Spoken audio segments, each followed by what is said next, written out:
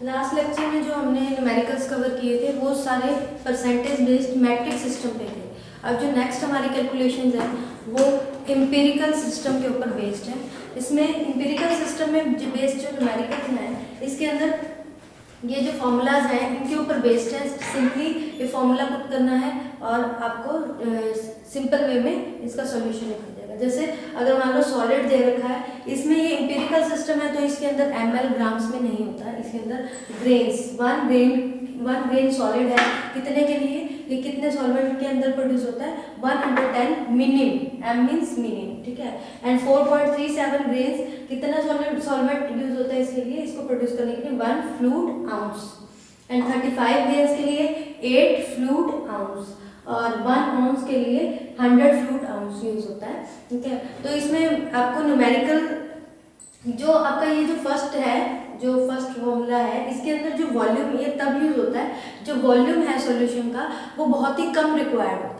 बाकी में मोस्टली जो सेकंड, थर्ड और फोर्थ ये यूज होता है डिपेंडिंग अपॉन द सॉल्यूशन, किस तरह की क्वांटिटी है, सॉल्यूशन की कितनी क्वांटिटी है उसके ऊपर डिपेंड करके उस क्वांटिटी के ऊपर ही देखना है कि कितने परसेंट सॉल्यूशन है, 4%, 5%, 4%, 5% बनाना है तो इस कैटेगरीज में आएगी, यानी 1% से ऊपर आ गई तो इस तरह से ये फ्लूइड आउंस में दे रखी है, ठीक है। तो उसको देखकर वो वाला फॉर्मूला पुट कर देना।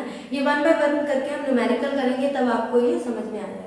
इसकी एक टाइप करवाऊंगी मैं आपको, बाकी टाइप आप इसकी बुक में से जो टाइप करवाऊंगी न्यूमेरिकल्स दे रखी है उसको सॉल्व कर लेना। जैसे पहले है फर्स्ट, प्रिपेयर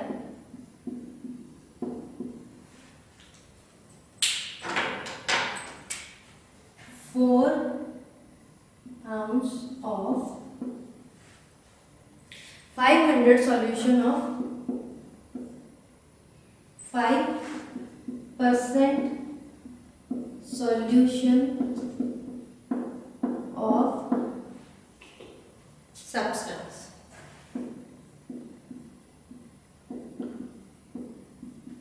कितना रेट है 4 आउंस, ठीक है। कितना बनाना है 5%, तो 4 आउंस यानी इस कैटेगरी में आएगा तो ये फॉर्मूला पुट होएगा कि ये 1 से ज़्यादा बड़ा है।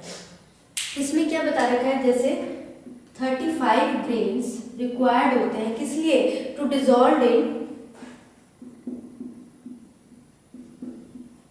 कितने के अंदर 8 फ्लूइड आउंस के लिए, ठीक है। 35 ग्रेन्स रिक्वायर्ड होते हैं कितना बनाने के लिए 1% वेट बाय वॉल्यूम सॉल्यूशन बनाने के लिए। ये आपने फर्स्ट ईयर में मेट्रोलॉजी में किए हुए हैं इसलिए थोड़ा सा ये फास्ट करवा रही हूँ। उसके बाद इसमें क्या बता रखा है, अगर मान लो कितना बनाना है 5% बनाना है तो इसको क्या कर देंगे 5 × 5 ग्रेन डिजॉल्व करना है, कितना डिजॉल्व इन 1 फ्लूइड आउंस। कितना बनाने के लिए 5% बनाने के लिए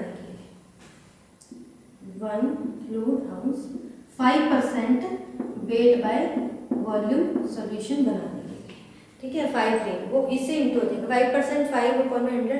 उसके बाद क्या बता रखा है, अगर हमें ये क्या हो जाएगा 8 आउंस बनाने के लिए तो ये 3 × 5/8 इतना चाहिए होगा, ठीक है। तो बनाना कितना है 4 फ्लूइड आउंस, ठीक है। तो ये × 4 कर दिया, ठीक है। ये बन गया तो इसको कितना आ जाएगा, ये आ जाएगा आपका 87.5 ग्रेन, ठीक है। या 87.5 ग्रेन डिजॉल्व होगा कितने में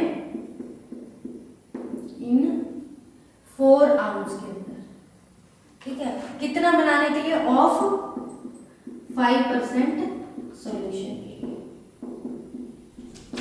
ठीक है। इतना रिक्वायर्ड है। हमने सिर्फ ये देखना फॉर्मूला कौन सा, जैसे 35 ग्रेन 8 फ्लूइड आउंस को बनाने के लिए कितना बनाता है वो 1% वेट बाय वॉल्यूम सॉल्यूशन। उसके बाद इसमें कितना बनाना है, हमने 1% नहीं, हमने कितना बनाना है 5%, तो इंटू 5 कर दिया। लेकिन कितना आउंस बनाना है 4 आउंस बनाना है, उसको इंटू कर दिया तो ये सिंप्लीफाई कर दिया। उसके बाद इसकी नेक्स्ट टाइप है, ये तो फर्स्ट टाइप होगी, उसके बाद इसकी next type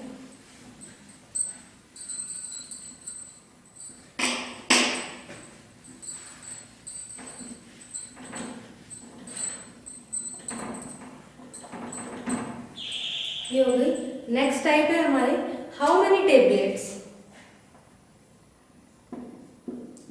how many tablets each containing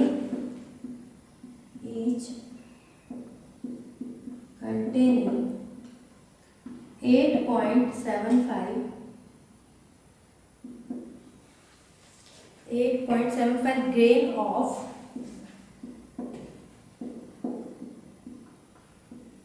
mercuric chloride will be required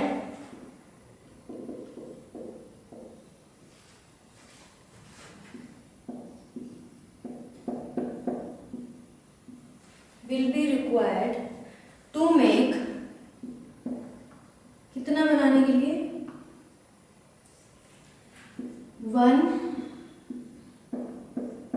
1 quart of 0.05% solution. ठीक है, ये आपका क्वेश्चन है। इसमें क्या बता रखा है, हाउ मेनी टेबलेट्स, कितनी टेबलेट्स हैं जो क्या कंटेन करती है 8.75 ग्रेन्स, किसका, मर्क्यूरी क्लोराइड का। ठीक है, जो रिक्वायर्ड है क्या बनाने के लिए, 1 क्वार्ट में सॉल्यूशन कितना यूज हो रहा है, 0.05%, इतना सॉल्यूशन 1 क्वार्ट के लिए यूज हो रहा है। अब जो 1 क्वार्ट है उसको ये आपको कन्वर्जन पहले करवाई थी स्टार्टिंग में कि कन्वर्ट करने के लिए क्या, 1 क्वार्ट किसके इक्वल होता है, 40 फ्लूइड आउंस के इक्वल होगा। ठीक है, ये आपको एक हिंट दे दिया कि 40 फ्लूइड आउंस के इक्वल होता है। अब कैलकुलेशन बिल्कुल सिमिलर है जैसे पहले की थी हमने, 35 ग्रेन डिसॉल्व करेंगे, डिसॉल्व इन 8 फ्लूइड आउंस, कितना बनाने के लिए, 1% वेट बाय वॉल्यूम सॉल्यूशन के लिए। ठीक है, उसके बाद हमने कितना बनाना है, 0.05%, तो हम क्या करेंगे, 35 इंटू 0.05 ग्रेन डिसॉल्व इन कितना, 1 फ्लूइड आउंस के लिए, तो ये कितना बन जाएगा, 0.05% वेट बाय वॉल्यूम सॉल्यूशन। ठीक है, अब हमने बनाना कितना है, ये कितना हो गया मेरा। ठीक है, अब हमने कितना है, 35 इंटू 0.05 अपॉन में 8, तो इसकी वैल्यू कितनी आ जाएगी, इसकी वैल्यू आ जाएगी, अब 1 क्वार्ट है, 1 क्वार्ट भी तो गिवन है, तो ये इंटू 40 हो जाएगा। 1 क्वार्ट किसके इक्वल है, 40 के इक्वल है, और इसकी वैल्यू x जो कि मैंने पहले कैलकुलेट करके रखी है, 8.7 डिसॉल्व होएगा इन ग्रेन, डिसॉल्व करेंगे इन 40, कितना बनाने के लिए, 40 फ्लूइड आउंस, 40 फ्लूइड आउंस, यानी 1 क्वार्ट के लिए, फ्लूइड आउंस की जगह आप क्वार्ट भी लिख सकते हैं। ठीक है, तो इसमें क्या बता रखा है, जो 875, ये इतना तो हमारा सॉल्व हो गया। ठीक है, अब इसमें टेबलेट्स पूछी गई हैं, हाउ मैनी टेबलेट्स, कितनी टेबलेट्स हैं, तो इसमें ये बता रखा है, अब 8.75 ग्रेन, ठीक है, मर्क्यूरिक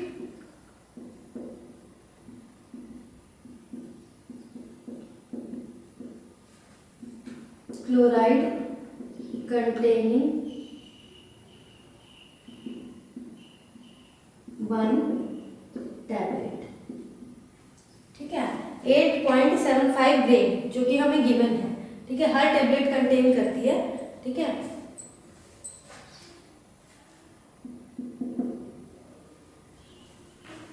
ठीक है, 8.75 grain mercuric chloride containing 1 tablet, एक टैबलेट में इतना आ गया। ठीक है, तो 1 ग्रेन में कितना आएगा मर्क्यूरिक क्लोराइड, ये कितना हो गया 1/8.75। ठीक है, अब 8.75 में कितना होगा, 8.75 ग्रेन में कितना होगा, क्योंकि हमारा आंसर है ना 8.75 ग्रेन, कितना डिसॉल्व करेंगे 1/8.75 इंटू 8.75,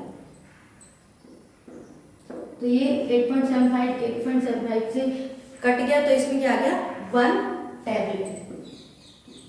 इसमें यही था ना, भी टेबलेट निकालना था, तो 8.75 ग्राम जो कि grain 8.7 grain mercury chloride contain कर रही थी, उसकी टेबलेट्स निकाली थी। हर टेबलेट में कितनी होती है, तो उसकी आंसर आ गया 1 टैबलेट।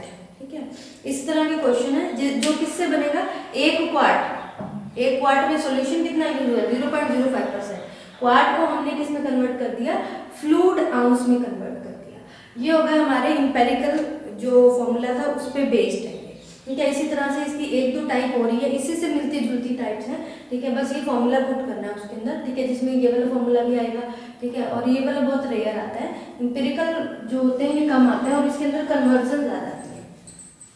उसके बाद जो हमारा आ जाता है वो है डोज कैलकुलेट करने का, कि डोज कैसे कैलकुलेट करते हैं।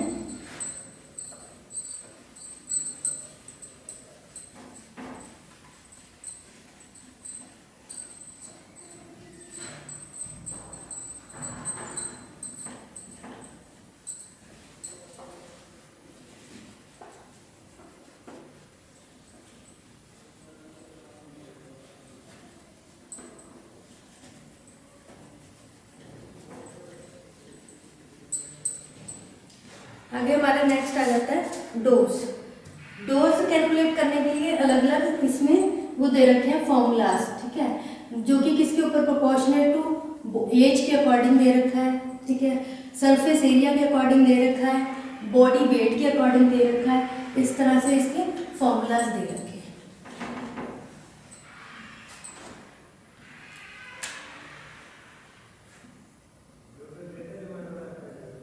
Calculations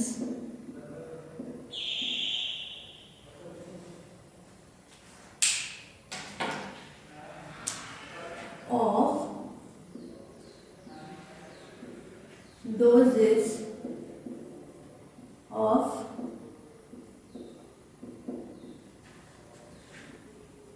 children। ठीक है, डोज कैलकुलेट करना है, इसके लिए अलग अलग फॉर्मूला है। सबसे पहले proportionate to age, proportionate to as.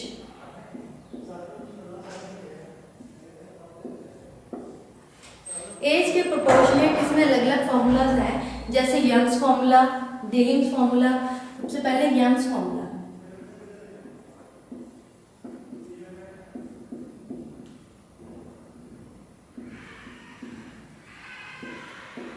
Young's formula use होता है जो कि 12 ईयर्स से नीचे के चिल्ड्रन हैं उनके लिए यूज होता है। ये बिलो 12 ईयर्स, जिनकी एज है 12 ईयर्स से नीचे, इसको कैलकुलेट करते हैं dose of child is equal to age in years upon में एज प्लस 12 इंटू 100।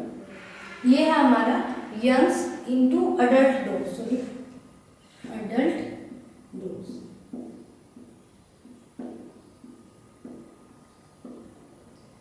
ठीक है, ये हमारा यंग्स फॉर्मूला।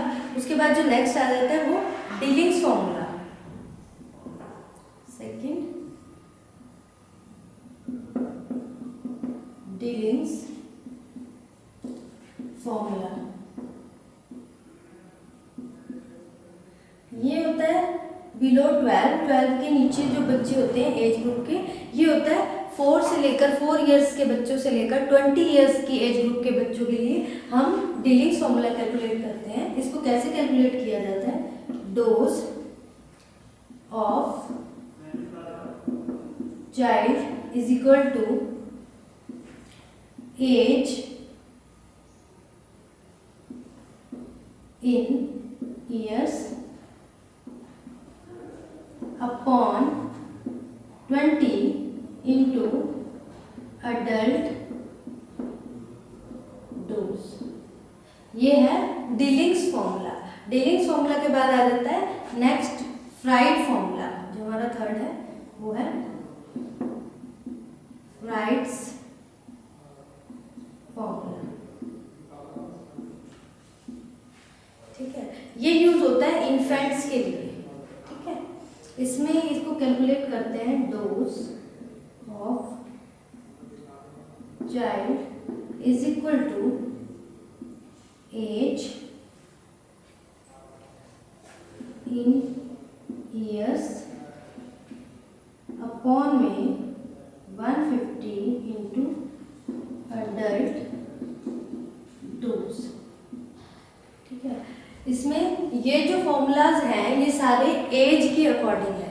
उसके बाद इसमें सिर्फ एज गिवन होगी, इन फॉर्मूलाज के अंदर क्या होगा, एज गिवन होगी, ठीक है, और अडल्ट डोज गिवन होगी। कोई भी 3 पैरामीटर जो पैरामीटर्स हैं उनमें से एक पैरामीटर मिसिंग होगा, उससे हम अडल्ट उससे हम चाइल्ड की डोज निकाल सकते हैं, ठीक है। एज दे रखी होगी, अडल्ट डोज दे रखा होगा, फॉर्मूला में पुट करके सिंपली हम निकाल सकते हैं। ये इंपॉर्टेंट है, इस पर कभी कभी क्वेश्चन आ जाता है 3 मार्क्स पे, ठीक है।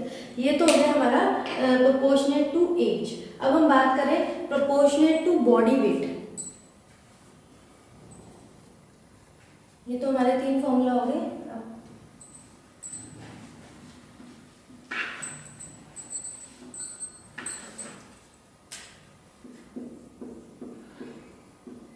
प्रोपोर्शनेट टू बॉडी वेट, ठीक है। बॉडी वेट के प्रोपोर्शनेट कैसे डोज कैलकुलेट की जाती है, dose of child is equal to, ठीक है, डोज लिखकर उसके बाद वेट ऑफ चाइल्ड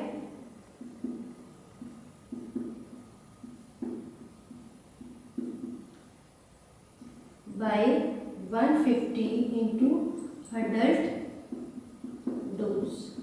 ये फॉर्मूला है, ये फॉर्मूलाज लर्न करने पड़ेंगे। ये हो गया proportionate to age, proportionate to body weight. Third आ गया प्रोपोर्शनेट टू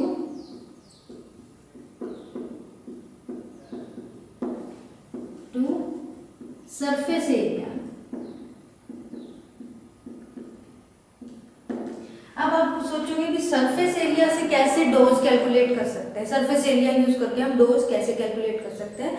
तो उस सरफेस एरिया के मतलब यानी हाइट और वेट दोनों को इंक्लूड करके सरफेस एरिया आ जाता है। जैसे इसका फॉर्मूला होता है dose of child is equal to surface area of child,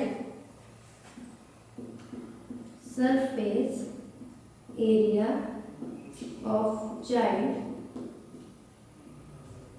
upon में surface area of adult dose into adult dose, ठीक है। ये हमारे कुछ फॉर्मूलाज हो गए, ठीक है। अब इसमें जो एवरेज जो सरफेस एरिया होता है अडल्ट का वो कितना होता है, 1.73 मीटर स्क्वायर। ये एवरेज सरफेस एरिया होता है अडल्ट का, एवरेज सरफेस एरिया होता है अडल्ट का। ये गिवन होता है, ना भी गिवन हो तो इसको लर्न करना पड़ता है कि हाँ भी इतना एवरेज सरफेस एरिया होता है। तो इसमें सरफेस एरिया पता लग जाता है चाइल्ड का, अडल्ट डोज दे रखी होगी तो आप उससे easily dose of a child निकाल सकते हो, ठीक है। तो ये फॉर्मूला बन गया, इसको हम ऐसे भी लिख सकते हैं, surface area of child upon में 1.73 metre square into adult dose. ये जो फॉर्मूला है ये किसके लिए है, डोज ऑफ ए चाइल्ड। जब सरफेस एरिया गिवन हो तब, सरफेस एरिया के रिगार्डिंग कैलकुलेट करना हो तब ये फॉर्मूला पुट कर सकते हैं, ठीक है। तो ये अलग अलग तरह से फॉर्मूलेज हैं सरफेस एरिया के, कि इसमें अगर मान लो आपने डोज कैलकुलेट करनी है, डोज की उसमें क्या गिवन है, एज के थ्रू कैलकुलेट करनी है। तो एज के लिए हम यंग्स फॉर्मूला, डिलिंग्स फॉर्मूला और फ्राइड्स फॉर्मूला यूज कर सकते हैं। यंग्स फॉर्मूला में जो बच्चे जिनकी 12 ईयर्स से कम एज ग्रुप के आ जाते हैं, उसके लिए हम यंग्स फॉर्मूला कैलकुलेट करते हैं, यंग फॉर्मूला से कैलकुलेट करते हैं। डीलिंग फॉर्मूला यूज होता है जो कि 4 to 20 ईयर्स एज ग्रुप के आ जाते हैं। उसके बाद फ्राइड जो होता है, फ्राइड फॉर्मूला यूज किया जाता है जो बच्चे इन्फेंट्स आ जाते हैं उनके लिए यूज किया जाता है। ये फॉर्मूलेज हैं, ये फॉर्मूलेज लर्न करने पड़ेंगे। ये आगे भी आपका एक चैप्टर है, उस चैप्टर में पोस्टोलॉजी वाले चैप्टर में भी ये आएंगे, ठीक है। ये उसमें फैक्टर्स आएंगे, तो इसके ऊपर भी न्यूमेरिकल कई बार आ जाता है, ठीक है। और इसमें 1-2 टाइप्स है न्यूमेरिकल की, ठीक है, वो आपको बता देती हूँ।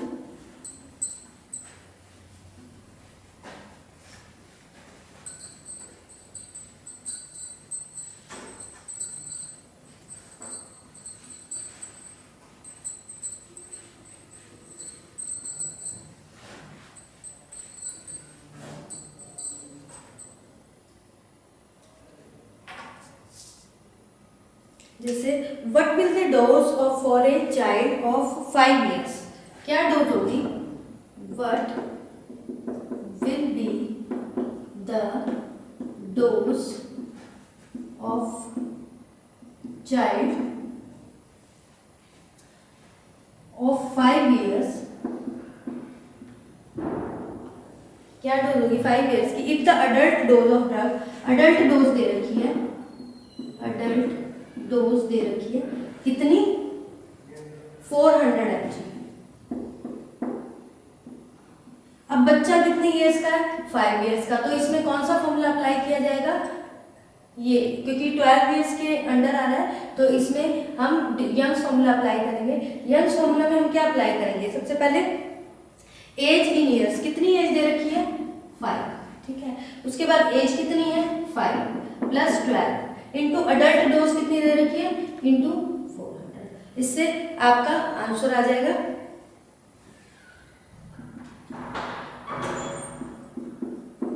17। इसको कैलकुलेट करोगे तो 117 mg, ठीक है। ये इस तरह से इसके न्यूमेरिकल है, मतलब कि कुछ गिवन होता है, देखो ईयर 2 चीजें दे रखी होंगी, आपको क्या दे रखा है, चाइल्ड की एज दे रखी है, अडल्ट डोज दे रखी है, सिंपली आपने फॉर्मूला में पुट करना है और ये आपका निकल जाएगा आंसर, ठीक है। ऐसे ही एक और दे रखा है, अगर फ्राइड फॉर्मूला से आपको निकालना है, जैसे मतलब कि चाइल्ड की, जैसे मान लो एक न्यूमेरिकल है, what is the dose of an 8 month old, 8 month का क्या है, इन्फेंट है, ठीक है, 8 मंथ का इन्फेंट है, उसमें अडल्ट डोज कितनी दे रखी है, अडल्ट डोज दे रखी है 250 mg, 250 mg। तो इसमें फॉर्मूला क्या था, फॉर्मूला था एज ऑफ इन्फेंट, एज कितनी है 8 अपॉन में 150 into adult dose that is 250। यही था फॉर्मूला हमारा, फ्राइड फॉर्मूला लगा है, तो इसमें क्या होता है, इसको इंटू कर देंगे तो ये 200 अपॉन में 50 और ये 13.3 mg, ठीक है। ये इतनी डोज आ गई। इसमें कौन सा फॉर्मूला लगा है, इसमें फ्राइड फॉर्मूला लगा है, क्योंकि जो एज है वो बच्चा क्या है, इन्फेंट है, 8 महीने का इन्फेंट है, इसलिए सिंपल एडल्ट डोज में फॉर्मूला हमारा ये था कि ऊपर एज लिख दी गई, नीचे 150 इंटू अडल्ट डोज, हमारे पास अडल्ट डोज भी दे रखी है उसके अंदर और उसका वो भी दे रखा है। ये मैंने पूरी स्टेटमेंट नहीं लिखी, बस बता रखा है आपको, स्टेटमेंट वर्बली बता दी कि ये एक 8 महीने का बच्चा है और उसके अडल्ट डोज दे रखी है, हमने सिंपली इसको फॉर्मूला में पुट कर दी। इस तरह के क्वेश्चन होते हैं जो कि कवर होते हैं, ठीक है। उसके बाद आ जाता है, ये तो हमारे हो गए जो डोज कैलकुलेट, उसके बाद टेम्परेचर को कैलकुलेट करने के लिए जो टेम्परेचर मेजरमेंट करते हैं,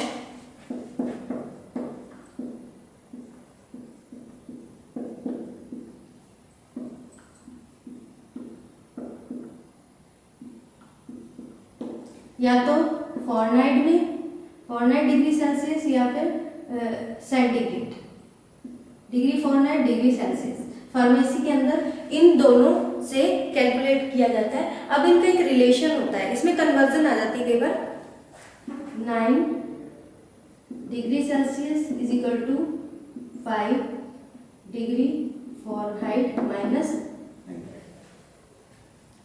160।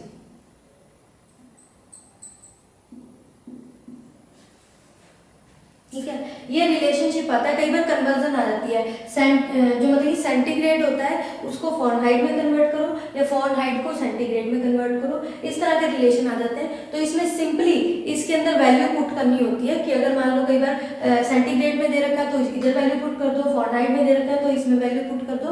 और जब हमें एक पैरामीटर, सारे पैरामीटर दोनों में से एक पैरामीटर की वैल्यू पता लग जाती है तो हम इजीली उसको कन्वर्ट कर सकते हैं। ये रिलेशन दे रखा है। ठीक है, जैसे मान लो 130 डिग्री सेल्सियस को 130 डिग्री सेल्सियस को फॉरहाइट में कन्वर्ट करना है। अब इसकी वैल्यू दे रखी है तो 9 × 130 इज इक्वल टू 5 माइनस 160। यहाँ मल्टीप्लाई हो रहा है तो यहाँ 9 × 130 अपॉन में 5 is equal to f minus 160। ठीक है, अब इसको कैलकुलेट कर लोगे तो ये क्या हो जाएगा 270, ये माइनस में है यहाँ प्लस हो गया 160 अपॉन में 5। ठीक है, इसको कैलकुलेशन करोगे तो ये हो गया 430 अपॉन में 5। ठीक है, तो ये आ जाएगा 85 डिग्री किसमें करंट फॉरहाइट 86 डिग्री फॉरहाइट, ये इसका कैलकुलेशन है। ठीक है, तो इसमें कुछ नहीं करना। इसमें जो टेम्परेचर मेजरमेंट वाला है इसमें फॉरहाइट फार्मेसी में दो तरह से इसको कन्वर्ट करना आ सकता है, या तो फॉरहाइट से सेंटीग्रेड के अंदर या सेंटीग्रेड से फॉरहाइट के अंदर। जैसे आपको ये एग्जांपल दिया है कि इसको 130 को कन्वर्ट करना है फॉरहाइट के अंदर, तो आपने सिर्फ जो इसकी वैल्यू थी यहाँ पे पुट कर दी। ठीक है, वैल्यू पुट करने के बाद हमें पता चल गया कितना फॉरहाइट आ गया, यानी 86 आ गया। ठीक है, इसी तरह से अगर ये टेम्परेचर मेजरमेंट वाले हो गए, आपके डोज वाले भी हो गए, इसमें सारे फॉर्मूलाज याद करने पड़ेंगे आपको, तो अच्छे से लर्न कर लेना। Young's formula, Dilling's formula, Fried formula, ठीक है, और प्रोपोर्शनेट टू सरफेस एरिया। ठीक है, सरफेस एरिया में आपको अडल्ट का सरफेस एरिया बता रखा है 1.73 मीटर पर स्क्वायर, वो फॉर्मूलाज में आप वैल्यूज पुट करोगे। ये वाले न्यूमेरिकल्स बहुत इजी है। ये आपका जो कैलकुलेशन का पार्ट है वो सारा कवर हो गया। आपका ये जो फर्स्ट चैप्टर था ये कंप्लीट हो गया। इसके अंदर आप अच्छे से लेटिन टर्म्स पढ़ लेना, क्या प्रिस्क्रिप्शन के रिगार्डिंग जो आपको बताया था वो, और मेट्रोलॉजी जो आपकी फर्स्ट ईयर में भी कवर हुई है वो आपको सेकेंड ईयर में भी कंप्लीट करवा दी। आपका फर्स्ट चैप्टर है प्रिस्क्रिप्शन के रिगार्डिंग, वो सारा कंप्लीट हो गया।